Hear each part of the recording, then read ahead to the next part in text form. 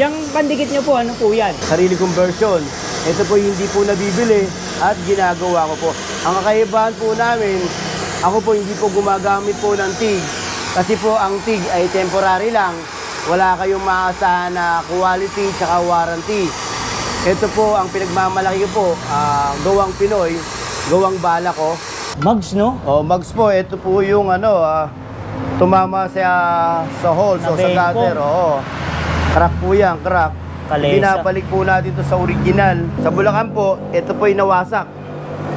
Mugs, tubeless. Mugs po to. Nawasak po, ito na po sa yung finished product. Sa mga badya ngayon na nagkakaroon po sila ng problema sa oil cooler. Yan po from Baguio City. Baguio? Opo, Baguio City.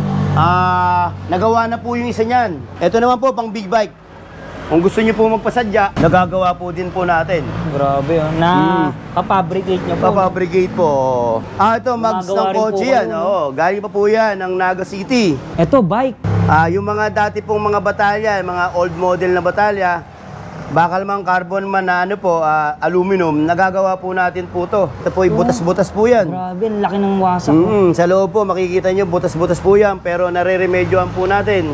Isang bahagi po ito ng pang racing po, na hindi ko po na alam kung R6, R1, na talagang pang heavy po. Ito po yung sa puwitan. Ito yung nabasag na NMAX, nagagawa po natin ang paraan. No-8 nyo po yung mags nyo. Nagagawa po. Yung mga solid, tuturo ni Kuya Kulot kung saan matatagpuan yung kanyang shop. Kuya Kulot, saan po matatagpuan to? Ito yung matatagpuan po along Marcos Highway po. Ito po yung papuntang Cubao, ito papuntang Baguio. Ito sa kabilang side. Papuntang Baguio po, sa One Auto Plaza. Malapit po ko sa One Auto Plaza. Makikita nyo po yung signboard na Kulot Extreme po, Kulot Aluminum Welding po. Ito po yung shop ko po. Halina po kayo at tuloy po kayo. Ayan. Tama-tama, na-tsempuhan natin si Kuya Kulot. May mga kagawa sa kanya. Yun oh, dami. Ito po yung mga ginagawa ko. Sa ngayon po, ito po. Yung mga solid, nag-update tayo dito kay Kuya Kulot. Marami po nagre-request sa atin, update naman. Ito yung gumagawa ng mga alloy, katay, Pundido, lahat. Zinc, bronze, plastic weld, stainless, lahat po ng weldingin nagagawa po rito. Gawang Pinoy. Gawang Pinoy. Yan. Ang contact number ni Kuya Kulot, 0912-406-9906. Lalagay ko na lang po dito. Pasensya na po, wala siyang Facebook, contact number lang.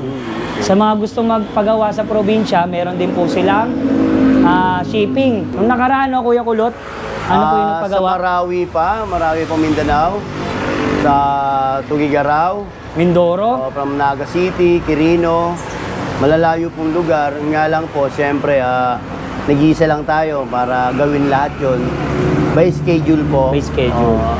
At nagano rin po kayo, no? Service? Kasi service po, depende po dun sa araw at oras po na ako po dapat ang magbibigay ng oras po kasi ang habol din po natin yung shop. Ito pong shop yung servisyo po. Nung nakaraan, sa po yung sinervisan nyo po? San Pablo, Laguna po. Layo. Madaling araw pa po. Ano pong ginawa nyo dun? Isa po siya na shutdown po ng pabrika ng anuhan po ng mga manok.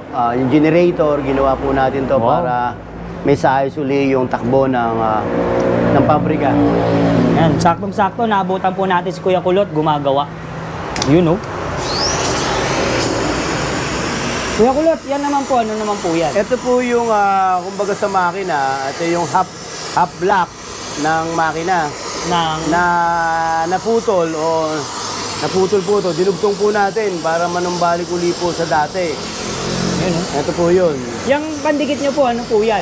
Ito po yung pandikit ko po. Ito po ay gawa ko po na original, na sarili kong version. Ito po hindi po nabibili at ginagawa ko po. Ang kakaibahan po namin, ako po hindi po gumagamit po ng TIG. Kasi po ang TIG ay temporary lang. Wala kayong maasahan na quality tsaka warranty. Ito po ang pinagmamalaki ko po, gawang Pinoy, gawang bala ko. Ito Sariling po timpla? Sariling timpla po. So sa market, wala po yan? Wala po. Dito po kayo aasa sa gawa ko na pang-international po itong bala po ng stick. Hindi po ito yung ginagamit po nila pang TIG. Hindi po ito. ito po ay talagang maasahan nyo, pang matagalan lifetime po ang bala pong ito. Dito po ay masisiyahan po. Kararating lang po nito. Mugs, no? Mags po, ito po yung tumama sa holes o sa Nabengko. gutter. Crack po yan, crack. Kalesa. Binabalik po natin ito sa original. Kaya pa po. Kaya pa po ito. Kaya akala po nung mga iba na motorista na dapat yung itapon o ilagay sa bodega, ngayon po iba na po ngayon. May andito na po ako, si Kulot, na mag-aayos po ng inyong mga sira ng mga inyong mugs na gamit nyo pang araw-araw. Magkano naman po yung ganyan? Ito po actually nasa 1,000. Depende po sa crack or Depende. i-align pa. Oo. Ayan, oh. Kahit po na 8 yung mugs nyo o nawala yung pyesa na ibabalik po natin. Kayang... Gaya po nitong isa, katatapos Ito lang po. Ito po, galing pa po ito ng Bulacan. Bulacan. Oo. Sa Bulacan po, ito po yung nawasak. Mugs, tubeless. Mugs po to. Nawasak po, ito na po siya yung finished product. Ayan, oh. Kitang-kita naman mga Oo, ito po yung finished product. Magkano naman po singil sa ganito? Inabot po ito ng 1,500. 1.5. Opo. Depende po sa sira. Ngayon, ito naman po, kung sakali naman po, sa mga badya ngayon na nagkakaroon po sila ng problema sa oil cooler, nare-repair po natin, hindi nyo kinakailangan hindi po nyo pong kinakailangan na bumili pa. Kasi mas mahal po yung bumibili pa, nare-remedyohan po natin. Ay, yung mga warranty naman po nila. Actually po yung warranty, walang problema po sa warranty. Na ako po ang gumawa at hindi po ang iba ang gumawa. Paggawa ko po, ang warranty po minsan nasa lifetime warranty. Opo, nagbibigay po ako noon. Hindi po yung 3 linggo, 1 linggo. Kasi po yung balang ginagamit ko ay sarili pong atin. Gawa po natin, opo, gawang Pinoy. Kakarating lang. Kakarating lang po from Baguio City. Baguio? Opo, Baguio City. Nagawa na po yung isa niyan.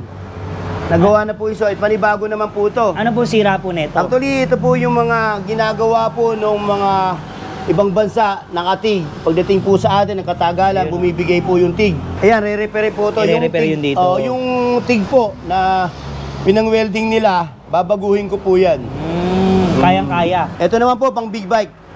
Kung gusto nyo po magpasadya, nagagawa po din po natin. Grabe, oh. Kapabricate nyo po. Papabrigate po. Grabe, oh. At marami pa po kayong dapat malaman din na aking ginagawa. Nag-iisa lang po ako rito. Yan. Hindi po natin para iasa sa ating mga trabahador at sa mga ano man na iuutos. Kailangan ma-aksyonan nyo po na ako lang gumagawa at wala po akong trabahador. Matagal na po akong gumagawa kasi pag trabahador po ang gagawa at paggagawa nyo, wala po kayong supisente na maayos, instant, pera kaagad, pero hindi po alam na kung maayos yung ginagawa, masisira po tayo. Ang importante po, ang gumagawa isang tao lang. Mahirap naman po pag may mga empleyado kayo. Lalo kung may empleyado kayo, galit sa inyo. Yung empleyado nyo, hindi nyo pinabali. Masama ang loob sa inyo. Wala kayong warranty na maaasahan na ang trabaho ng isang manggagawa. Hindi pulido. Kayo po ang masisira. Kaya si Kuya Kulot, on hand. Siya lang po. Ako po yung gumagawa. Ako po si Kulot. Na nag-iisa po, Kulot ng Antipolo. Na maasahan nyo po na ang trabaho ay laging maayos, pulido po. At sa warranty po, wag po kayong mag-alala. Akin po yun. Ito, mags ng kotse yan. Oo, galing pa po yan ng Naga City. Ano naman po ginawa Naga City, dito? ito po ay ipipinis po yan. Ito po yung nag-crack po yan. Gagawin po yan sa loob. Gagawin pa po. Magkano naman po singil sa ganito? Ito po, yung mapabutin po yan ng 2,000 plus na. 2,000 plus. Oo, kasi po makapal po yung aluminum. Tsaka ibinabalik po natin sa dati. Kayang-kaya. Kayang-kaya Tapos po. ito pa po yung mga pictures nyo, no? Ito pa po yung mga picture po noon. Ito po, bike. Gumagawa rin po pala kayong bike. Katay. Ito po yun. Yan, Ayan po, yung mga mugs, black. Yan po. Tapos kung meron ho kayong sadyang palanding po kayo aeroplano. sa bubong ko po ng aeroplano, wala pong imposible. Actually po, ako po kasi po aircraft maintenance po ako. So nagagawa ko po yung dapat kong gawin at ibigay ko sa inyo yung best ko kung anong dapat kong gawin po. Lahat po nagagawa. Gawa lang po kasi po ng tao po yan. Gawang Pinoy. Gawang Pinoy. Ito, bike. Oo, ito na po yung latest po sa dami na nagpapagawa po sa akin. Yung mga dati pong mga batalya, mga old model na batalya, bakal man carbon man na ano po, aluminum, nagagawa po natin po to. Ito na po yung latest po ngayon. Yun o, Bago po nagpalagay yan, ng oo. bracket. Ang bracket Para na sa disc lagay brake. disc brake. Oh, yan po. Magkano naman po singil nyo sa ganyan? Actually po, nasa 1.5. 1.5. Yan po alloy po yan, nakabitan niya po. Yan po. 1.5. Tapos nagkakatay rin po kayo, no? Nagkakatay rin po at nagko-convert po. Nagko-convert. Ito rin po. Big to small. Opo, big to small po, yan. Ito naman po, yung mga imposible na ating mga sasakyan na hindi na po natin na kinakailangan pang bumili ng bagong makina. Ito po, kung makikita po natin ito po, ito po ay engine block. Nakakalain po natin na mabubuo pa. Pero ito po, nare-remedyoan pa po. Ito po, butas-butas po yan. Grabe, ang laki ng wasak. Sa loob po, makikita nyo, butas-butas po yan. Pero nare-remedyoan po natin. Magkano naman po singil nyo sa ganyan? Ito actually, sa singilan po, may presyo na po to. Opo, nasa 8,000 to 10,000. Kasi pag bumili sila ng ganyan, mas mahal. Opo, mas mahal. Yan o. Mas mahal po. Yan. Grabe, nagagawa ni Kuya Kulot. Tapos ito naman po nasa Ito baba. naman po, ito po yung mga lumang sinaunang mga tangke na motor. Oo, nare-repair pa po natin pagkalawangin. Na yan, kung importante sa inyo po yung tangke, Lalo nagagawa na po natin mahirap maghanap ng ganyan Opo. po, no? Phase out na. Phase out na po, nagagawa po natin. Magkano naman po sa ganyan? Price range lang? Actually, depende po sa sistema po nito. Yun o, depende. Opo, sa sistema. Isang bahagi po ito ng pang-racing po na hindi ko po na alam kung R6, R1 na talagang pang-heavy po. Ito po yung sa puwitan. Naputol, no? Naputol po yan, pero Grabe. talagang iba po ang pagdugtong. Napakatibay po ang gawa natin. Parang Pulido bago. po, parang bago po. Ito pong isa. Ito naman po, ito yung ginagamit po to sa bread. Paggawa po ng tinapay. Ito yung mga mekanismo sa mga pang-mix ng mga harina. Ito po yung mga ginagamit po. Piyesa po to. Opo. Tapos ito naman po. Ito naman po yung NMAX. NMAX. Ito po, ito yung nabasag na NMAX na nare-repair po natin. Nawawasak. Nagagawa po natin ang paraan. Nagagawa pa po yan sa Opo, NMAX? parang original po yan. Tibay. Tibay po na maaasahan. Magkano naman po isa ganyan? Depende po sa din sa sira po. Ayan. Ito yung mga 2,000 o 1,000 plus. Kasi Opo. pag bumili silang makina, mas mahal. Mas mahal po. Hindi katulad po talaga sa gawa. Gawang Pinoy at ang international po, maasahan po natin po yung gawa. Kung kailangan nyo po ng makina, i-adapt nyo po yung makina. E-bike. Pwede po natin magawa sa pamamagitan po ng pag-convert po. Ito po yun. Kayang-kaya ni Kuya Kulot. Opo. No-8 nyo po yung mags nyo.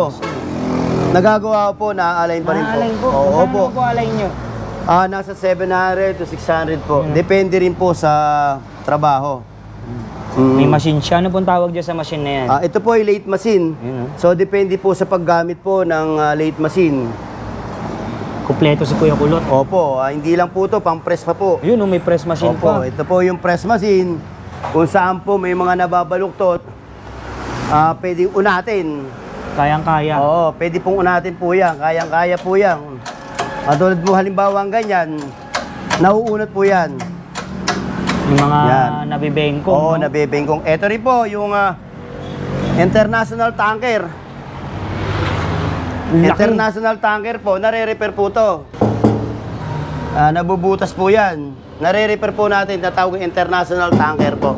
Ito naman po to, kung sakaling meron kayong tornilyong maliliit, pwede po natin gawin po rito. Ito po yung makina na nakagawa po ng tornilyong maliliit. Kayang-kaya. Tent, yung mga mayayaman po na dapat itatapon nyo, Yun, tent. nare-restore pa po natin po to. Ito po yung ginawa nyo. Yan po, yan. Kasi madalas kala nila disposable na po yan. Eh, no? Totoo po yan. Kasi Ito. sobrang nipis po niyan, di ba? Oo, dito po, kahit manipis na welding pa po rito, may mga paraan tayo. Yan, kaya Ano po? lahat, walang imposible. Walang imposible po.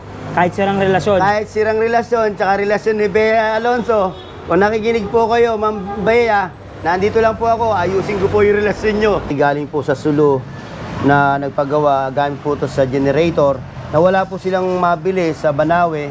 Kaya ang ginawa ko, pinabildapan ko, ibinalik ko po sa dating original. Ito na po siya ngayon. Gawa na po siya ngayon.